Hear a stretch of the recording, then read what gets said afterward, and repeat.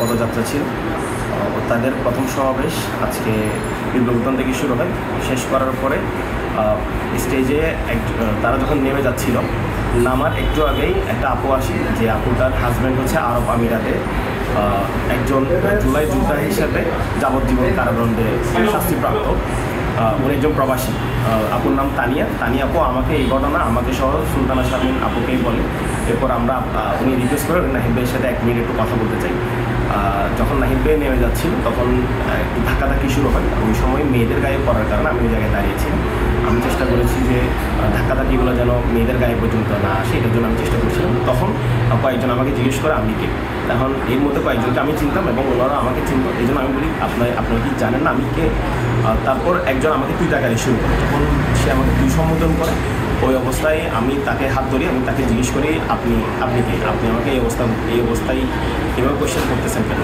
তাকে একটু জিজ্ঞাসাবাদ করতে চাই, কিন্তু ঝামেলা এড়ানোর জন্য, যেহেতু তাদের পরবর্তী কর্মসূচি আছে, পরে উনি চলে যান। এর মধ্যে শৃঙ্খলা বিভাগের সাথে উপস্থিত, এর মধ্যে একটু ঝামেলা ছিল। ওই 2 গ্রুপের মধ্যে একটু বাকবিতণ্ড জড়াচ্ছিল। তখন আমি চেষ্টা করি কোনো গ্রুপকে 2 সাইডে নিয়ে গিয়ে এটাকে যতটুকু পারি শান্ত রাখার জন্য। পরে যখন ঘটনা শেষের দিক আমাদের পাঁচটা স্থানের ওসি সুলেমান ভাইয়া জিজ্ঞেস করে যে ঘটনা কী, এবং যেহেতু ইন্টারনাল প্রবলেম জাস্ট বাকবিতণ্ডা, এবং আমরা নিজেরা সমাধান করি। পরে আমি বললাম ঠিক আছে, এটা আমাদের মধ্যে অলরেডি সমাধান হয়ে গেছে। এরপর একজন যুবশক্তির আমাকে ডেকে নিয়ে যায়, যার সাথে আমার স্টেজে বাকবিতণ্ডা হয়েছিল। উনি এসে আমাকে জিজ্ঞেস করে তুই কে আমাকে চিনিস না, এখন আমাকে চিনে নেয়।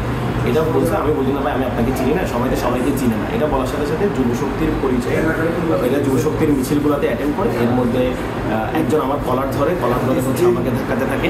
এক পর্যায়ে 30-35 জন মিলে আমাকে ধাক্কাতে পিছনে নিয়ে গিয়ে স্টেজের সামনে অংশে নিয়ে যায়। তিনি আমাকে মারে, কিল ঘুষি মারে, থাপড় মারে, পিঠে মারে মাথায়।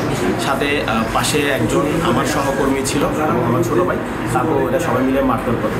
তার পরবর্তী সময়ে আমার কিছু সহকর্মী আমাকে ওখান থেকে টেনে নিয়ে যায়। পরে পুলিশের সহায়তায় ওখান থেকে আমরা বের হওয়ার সময় তারা আমাকে হামলা করার চেষ্টা করে। যখন আমি উদ্যান থেকে বের হয়ে যাই, এরা ওখানেও আসে, কিন্তু তারপর আমাকে কয়েকজন মিলে গাড়িতে তুলে দেয়।